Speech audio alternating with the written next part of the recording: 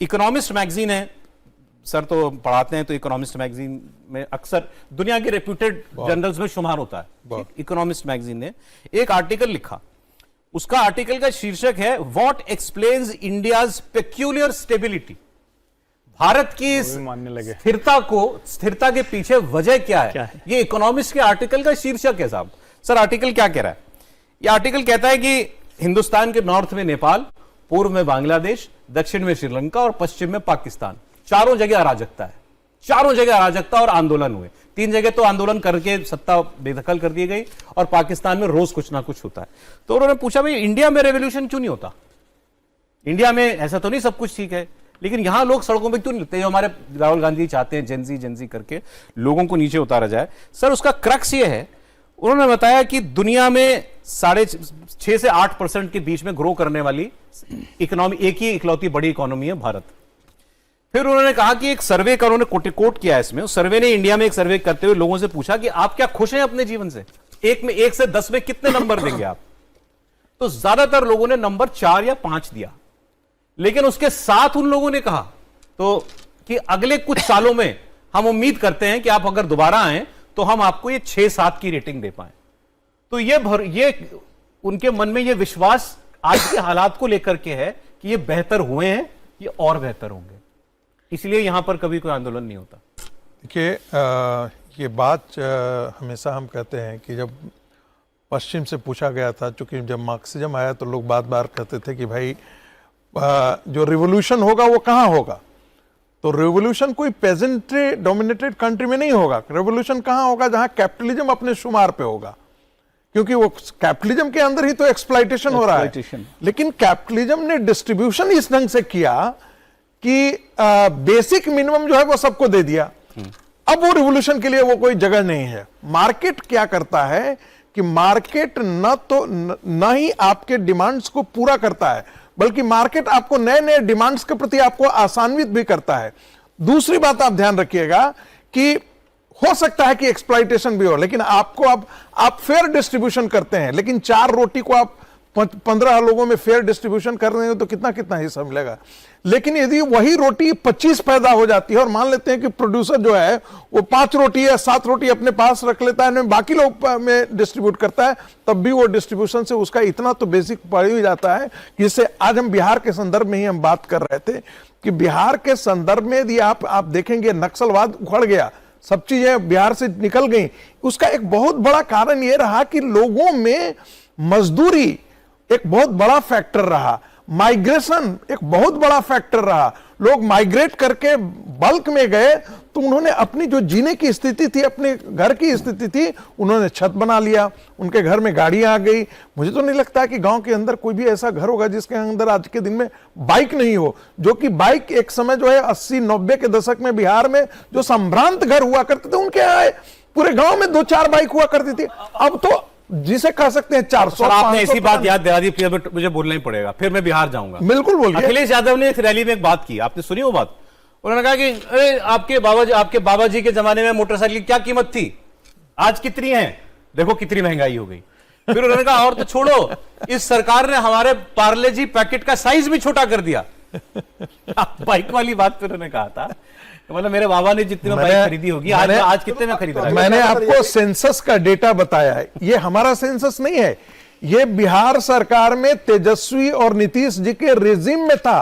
55,000 tractor उन समाज के पास है जो अपने आप को कहता है कि दबा कुचला है, वो सोशल जस्टिस की डिमांड कर रहा है। और जो बाकी सब ने, मैं आते हूं पाकिस्तान वाली बात छिट गई।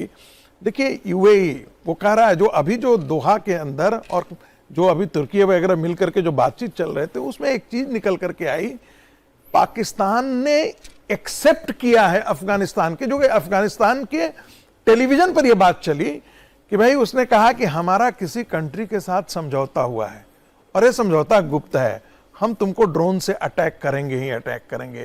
और ये शर्त है, मजेदार बात है, जैसे हम कहते हैं पाकिस्तान से कि तुम जब अपने यहां का जब तक टेररिस्ट कैंप नहीं खत्म कर दोगे तुम्हारे साथ कोई हम वार्ता नहीं, लगभग ऐसी ही शर्तें वो किसके सामने रख रहा है? तालिबान के साथ, जो जानता है कि ये तालिबान वो टेररिस्ट ऑर्गेनाइजेशन है जिसको हमने पाल पोस करके बड़ा किया है और उसी का एक बहुत बड़ा हिस्सा हमारे यहाँ आकर खड़ा हो गया है। इस बैठक के बाद जो उनकी वार्ता जो फेल हो गई इस्तांबुल में अफगानिस्तान और पाकिस्तान की, इसमें बड़ा एक इंटरेस्टिंग वाकया है, मैं पढ़ रहा था एजेंसी का कि जो पाकिस्तान के अधिकारी थे उन्होंने पहले बैठक में उनसे पूछ लिया कि आपके विदेश मंत्री भारत क्यों गए, किस अधिकार से गए?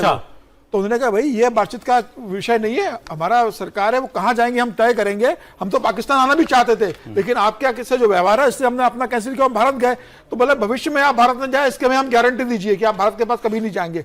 उन्होंने कहा हम यहाँ आपके और हमारे बीच टॉक के लिए हम भारत की बात करने नहीं आए यहाँ पर। तो इतना भारत से पाकिस्तान डरा हुआ। और अभी जो आप कंगाली, गरीबी में आटा गीला और कंगाली की बात कर रहे थे, तो पाकिस्तान के प्रधानमंत्री का तो बयान आया था ना कि पैसे दो और भूल जाओ, लोने मत दो हमको, कर्ज दे, कर्ज नहीं चाहिए, दान चाहिए, दान चाहिए। तो दान इसलिए मांग रहे हैं कि देने की हैसियत नहीं है। आपको विश्व की सर टाइम क्योंकि नहीं है, लेकिन खबरें इंपॉर्टेंट है, खबरें तो आप तक $14.6 बिलियन उसके पास। अमेरिका के रक्षा मंत्री ने कहा कि आज हालात 1939 वाले हैं, मतलब दूसरा विश्व युद्ध जिन हालात में शुरू हुआ था वैसी परिस्थितियां बन गई हैं। नेटो ने अपने न्यूक्लियर आर्सेनल का एक अपडेट लिया है और उन्होंने कहा कि हमारी तैयारी, अगर पुतिन इस लड़ाई को न्यूक्लियर तक ले जाना चाहते हैं तो नेटो की तैयारी भी पूरी है।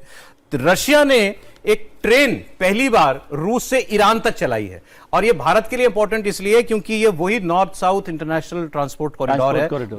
भारत जिसका हिस्सेदार है, जो इंडिया से शुरू होकर के Iran, central Asia, Europe, Russia, Israel से होता हुआ यूरोप तक जाएगा। तो उसके बीच का जो पार्ट था वो रशिया और ईरान ने शुरू कर दिया है। और चाइना ने अपना तीसरा समुद्री बेड़ा कह लीजिए या एयरक्राफ्ट कैरियर विश्व में या तो अमेरिका के पास है, उसके बाद चाइना के पास है, उसके बाद भारत के पास है। तो तीसरा उसने, कहते हैं, बड़ा उन्नत तकनीक का वो समंदर में उतार दिया। आप इनमें से जिस पे कमेंट करना चाहें।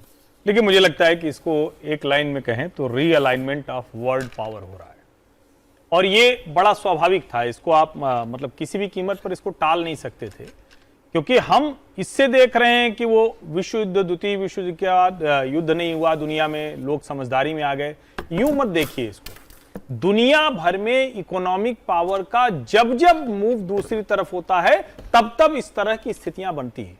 अमेरिका को यह लगता है कि चाइना और भारत ये दो के दोनों ग्रोइंग पावर के तौर पर बढ़ रहे हैं और इनकी जो इकोनॉमिक पावर बढ़ेगी तो अमेरिका इररिलेवेंट हो जाएगा। आज ये बात कहते हुए जब हम कहते हैं कि अमेरिका इररिलेवेंट हो जाएगा तो नहीं समझ में आता, लेकिन मैं आज ही सुबह पढ़ रहा था, कुछ खबरें पढ़ रहा था, जब हम कहते हैं कि लॉन्गेस्ट शटडाउन हो गया अमेरिका में, जब हम खबर पढ़ते हैं कि जिस न्यूयॉर्क के मेयर बने हैं ममदानी, उस न्यूयॉर्क का घाटा कितना बड़ा है, जब हम कहते हैं कि अमेरिकी शहर दिवालिया होने जा रहे हैं और रशिया इतने समय से सैंक्शंस के बावजूद उसकी पावर बनी हुई है, इसका मतलब यह हुआ कि दुनिया का जो ट्रेड बैलेंसिंग है वो डिफेंस बैलेंसिंग के साथ जा रहा है। और मैं फिर से कह रहा हूं, ये रीअलाइनमेंट में भारत की भूमिका बड़ी होने जा रही है, चाहे वो रशिया से ईरान तक के आप उस कॉरिडोर की बात कर रहे हो, चाहे चाइना का BRI है वो ठंडे बस्ते में जाने की बात हो रही हो, ये ओवरऑल उस रीअलाइनमेंट की तरफ जा रहा है। युद्ध होगा या नहीं होगा ये नहीं कह सकते।